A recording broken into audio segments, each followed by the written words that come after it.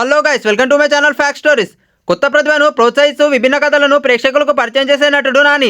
దసరాతో తొలిసారి రూపాయలు 100 కోట్ల క్లబ్లో చేరిన ఆయన మరోసారి సత్తా చాటారు. సరిపోద శనివారం సైతం రూపాయలు 100 కోట్లకు పైగా వసూలు సాధించింది. ఈ విషయాన్ని తెలియజేస్తూ నిర్మాణ సంస్థ డివివి ఎంటర్టైన్మెంట్స్ ఆనందం వ్యక్తం చేసింది. ఇప్పుడు సరిపోయింది, మీరంతా ఈ చిత్రాన్ని ఆదరించి బాక్సాఫీస్ వద్ద హిట్గా నిలిపారు అని పేర్కొంది. బాక్సాఫీసు శివతాండమే పేరుతో కొత్త పోస్టర్ రిలీజ్ చేసింది. అంటే సుందరానికి తర్వాత నాని హీరోగా దర్శకుడు వివేకాత్రేయ తెరకెక్కించిన యాక్షన్ మూవీ ఇది. శనివారం మాత్రమే కోపాన్ని ప్రదర్శించే సూర్యగా నాని, సిఐ దయానంద్గా ఎస్జే సూర్యాల మధ్య ఘర్షణ సినిమాకి హైలైట్గా నిలిచింది. షోలే ఒక్కడు తర్వాత ఈ సినిమా విషయంలోనే విలన్ పాత్ర గురించి ప్రేక్షకులు చర్చించుకున్నారంటూ పలువురు టాలీవుడ్ దర్శకులు సైతం కొనియాడటం విశేషం.